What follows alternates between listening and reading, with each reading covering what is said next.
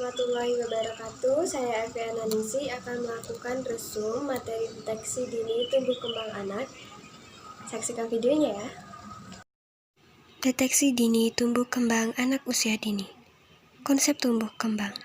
Proses tumbuh kembang berlangsung pada saat pembuahan, yaitu bersatunya sel telur ibu dengan spermatozoa ayah sampai akhir masa remaja dengan melewati masa-masa prenatal, bayi, prasekolah, sekolah dasar, dan remaja.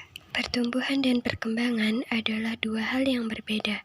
Tumbuh kembang anak sangat dipengaruhi oleh faktor perawatan dan pengasuhan anak yang baik. Karakteristik tumbuh kembang anak usia dini. Perkembangan memiliki tahapan pencapaian dan karakteristik tersendiri dari setiap tahapannya. Usia 0-1 tahun, usia 2-3 tahun, dan yang terakhir usia 4-6 tahun. Deteksi dini tumbuh kembang merupakan kegiatan pemeriksaan untuk menemukan secara dini adanya penyimpangan tumbuh kembang pada balita dan anak prasekolah, sehingga intervensi akan mudah dilakukan. Cara deteksi dini tumbuh kembang anak dengan pengukuran antropometri, yakni berupa pengukuran berat badan, pengukuran tinggi badan, pengukuran lingkar kepala, dan lingkar lengan atas. Optimalisasi tumbuh kembang anak usia dini.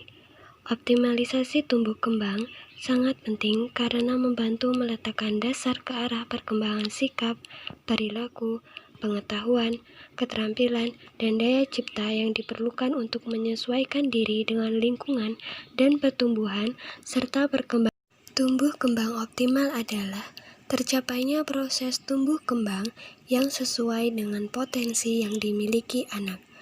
Dilakukan upaya secepatnya bila terjadi penyimpangan. Kelebihan materi dari kelompok 1 yaitu materi tersusun secara sistematis, rapi, dan sumber yang jelas. Kekurangannya yakni kurangnya gambaran cara mendeteksi tumbuh kembang anak dalam aspek praktis. Konsep kebutuhan anak berdasarkan ilmu kesehatan. Kebutuhan dasar anak untuk tumbuh kembang. Kebutuhan dasar anak yang optimal meliputi asah, asih, dan asuh. Asuh merupakan kebutuhan fisik atau biologis, berupa sandang, pangan, dan papan.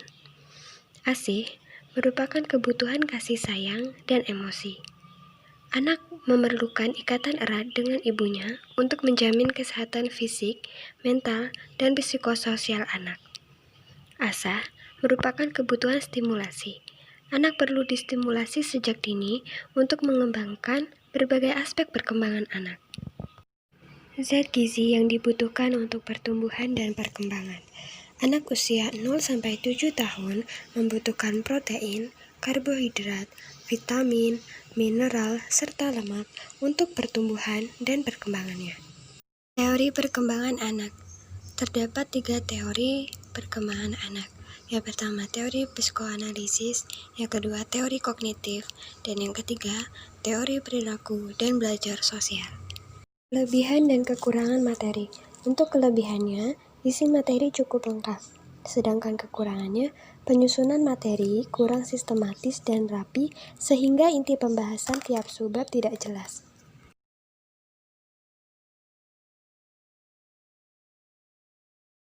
Perawatan ibu hamil dan perkembangan janin.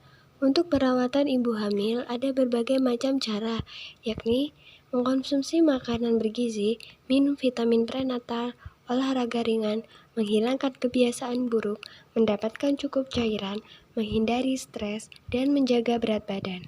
Faktor yang mempengaruhi pertumbuhan dan perkembangan janin.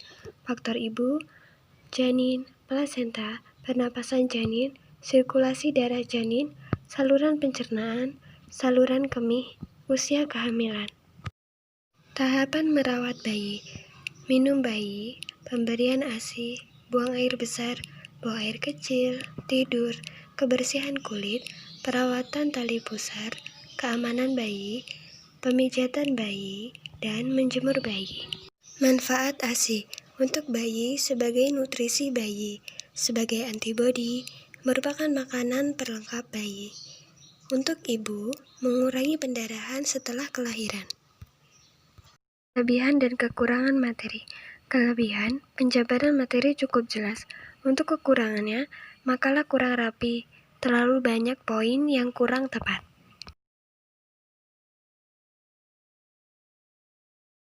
Nilai agama moral dilihat dari dua indikator. Yang pertama, mulai meniru gerakan berdoa atau sembahyang sesuai dengan agamanya. Yang kedua, mulai memahami kapan mengucapkan salam, terima kasih, maaf, dan sebagainya. Fisik motorik, untuk mengembangkan motorik kasar dan motorik halus anak.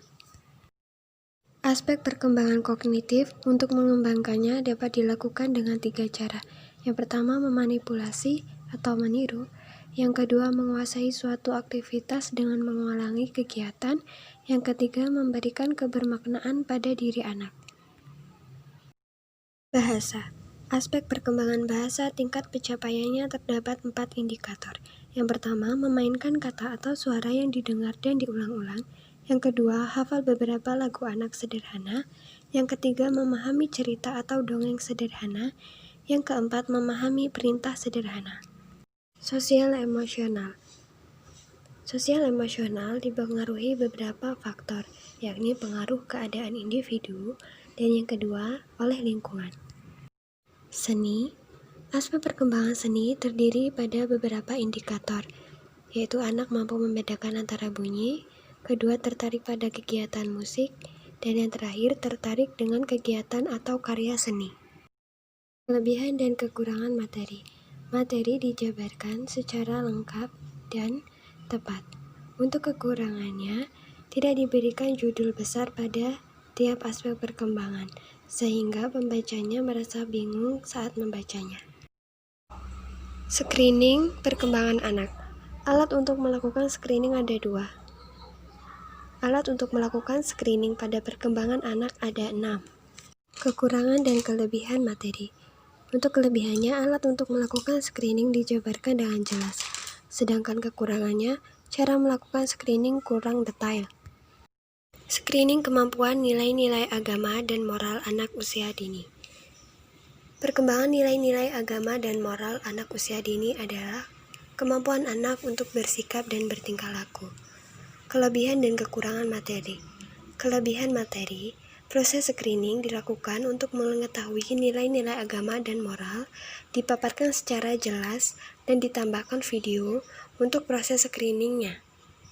Untuk kekurangannya, proses screening kurang dijelaskan secara terperinci, sehingga penonton kurang menyaksikan dengan seksama apa yang ingin dijelaskan. Proses kehamilan dan perkembangan janin. Kehamilan didefinisikan sebagai fertilisasi atau penyatuan dari spermatozoa dan ovum dilanjutkan dengan nidasi atau implantasi. Kehamilan normal akan berlangsung dalam waktu 40 minggu atau 9 bulan atau 10 bulan. Kelebihan dan kekurangan materi. Kelebihan, materi dijelaskan secara rinci dan ditambahkan gambar untuk memperjelas pembahasan. Untuk kekurangannya, materi kurang diperkuat dengan teori-teori dan sumber yang meyakinkan. Nah, itu tadi video dari saya.